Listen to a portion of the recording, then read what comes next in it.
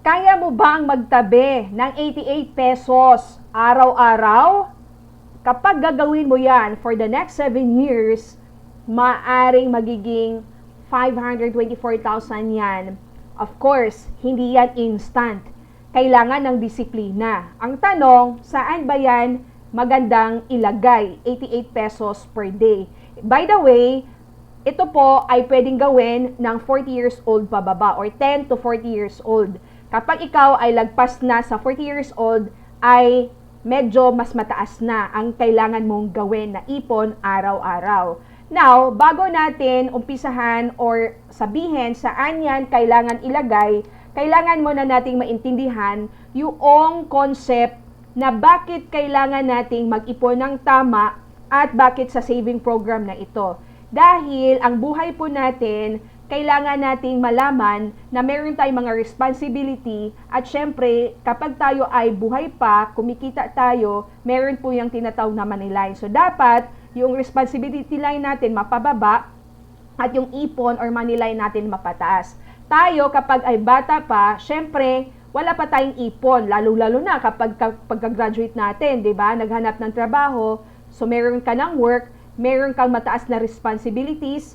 Siyempre, pagdating na katandaan, dapat malaki na yung ipon, wala na masyadong gastusin. Nangyayari ba yan sa totoong buhay? Yes, lalo-lalo na doon sa mga taong napaghandaan nila yung kanilang retirement.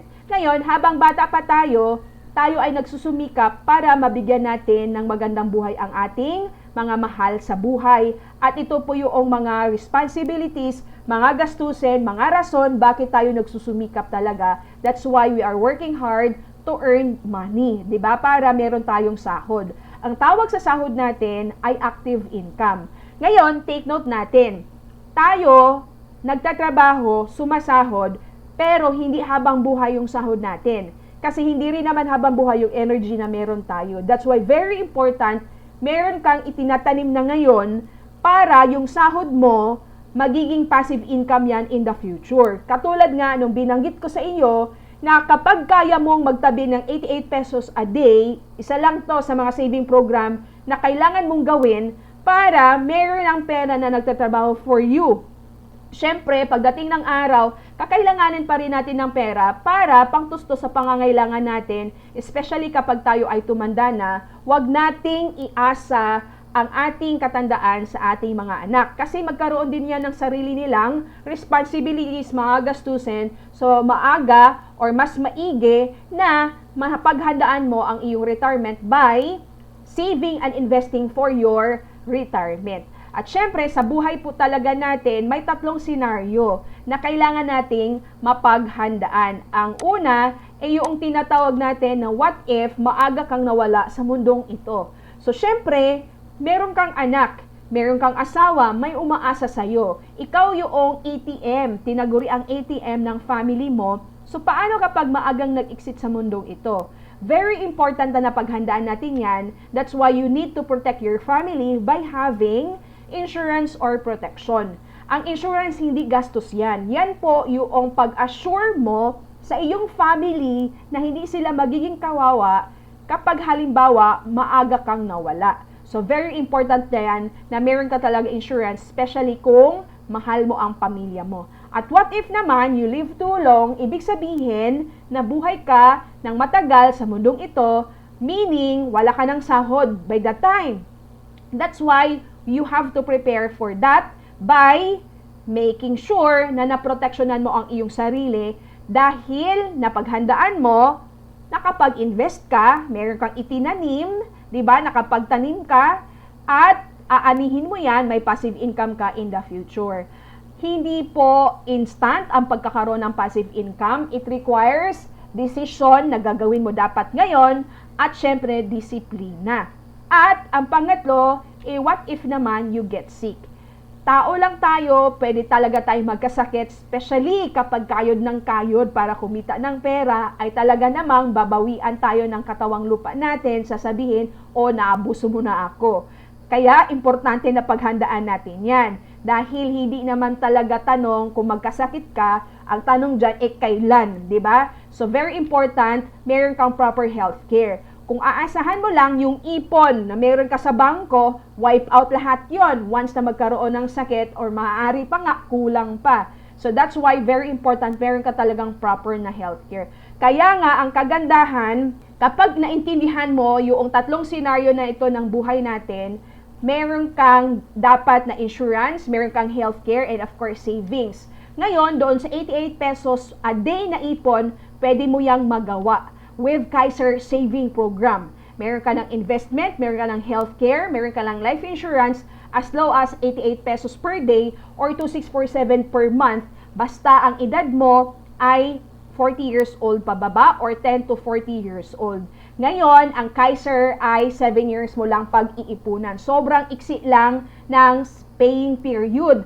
Habang nagbabayad ka dyan, meron kang insurance coverage, knock on wood, may nangyaring masama, may magagamit or merong makukuha, matatanggap ang family mo. At syempre, meron din itong healthcare benefits at kapag ikaw ay naka-annualize or naka 12 months na, pwede mong ma-avail yung basic na APE or dental benefits. At syempre, i-take note natin, yung mga pre-existing illness ay hindi pa yan i-cover during sa first 7 years. After sa paying period, syempre, covered ka pa rin ng iyong insurance benefit. Take note, sa period na ito, wala ka nang binabayaran. But, covered ka ng mga benefits na meron sa iyong account.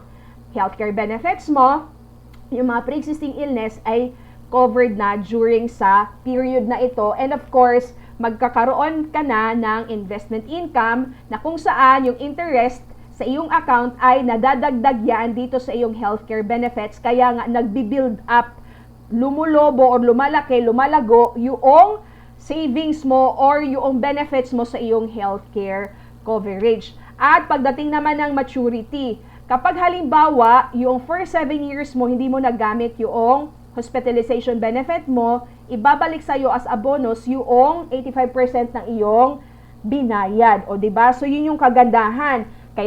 Kung kailanganin mo, i-present mo sa mga hospitals, clinics, na accredited ng Kaiser nationwide, di ba? And pagdating ng maturity, ikaw yung mag-decide kung ito ba i-withdrawin mo. So marami na po nakapag-claim ng kanilang maturity benefit sa Kaiser. And of course, kung gusto mo naman na i-extend siya or ibig sabihin, stay put mo lang yung pera mo sa Kaiser pero para meron kang lifetime healthcare benefits at ma-accumulate pa ng interest or madagdagan or lalago palalo yung iyong account.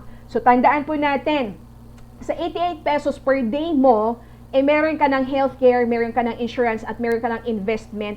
So, kapag maaga mo talaga nasimulan ang isang saving program na katulad nito, meron kang masasandalan sa panahon na hindi mo maaasahan.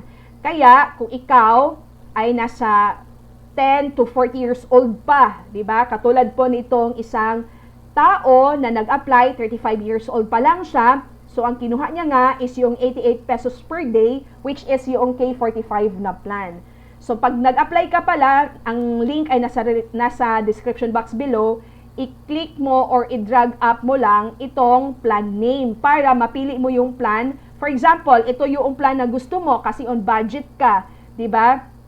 Then, piliin mo itong K45 na plan. So, ito po yung coverage ng K45 na plan. Meron ka ditong term life insurance na 200,000 pesos. And of course, meron kang annual benefit limit na 50,000 during sa first 7 years. At ito yung magiging long-term care value pagdating ng maturity. At kung ito naman ay i-extend mo pa pag hanggang 60 years old. Kasi nga, di ba, ito ay magmamature pagdating niya ng 55 years old. So, another 5 years, ang magiging value ay 845,000.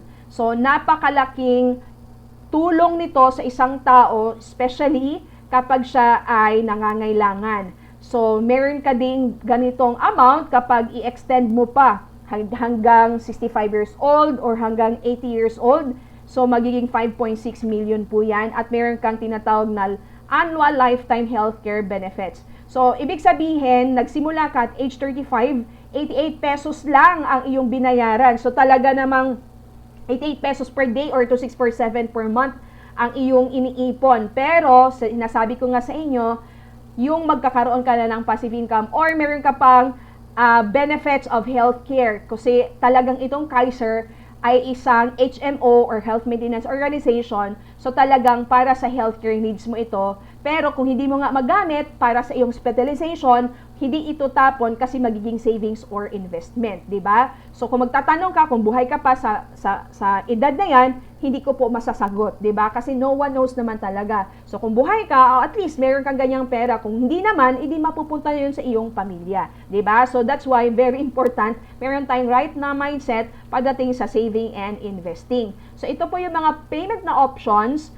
for the K45 plan. So, 88 pesos per day or 2647 per month, di ba? 7 years mo lang yan pag-iipunan. Makakatipid ka pala kung ikaw ay mag-a-annualize kasi 2 months ang discount kapag ka naka-annual premium po. Alright? So, kung nais mong simulan na ito, mag-message ka lang sa aking email, gisaal@gmail.com para mag-guide ka. Again, mag-ipon ka na habang pwede pa, magtanim ka na para pagdating ng araw may passive income ka. Isa ito sa mga saving program na kailangan mo talagang mapag-ipunan para may magagamit ka. What if magkasakit, what if mawala, at what if tumanda, meron kang 3-in-1 sa Kaiser Saving Program mo. So yun lang, maraming salamat.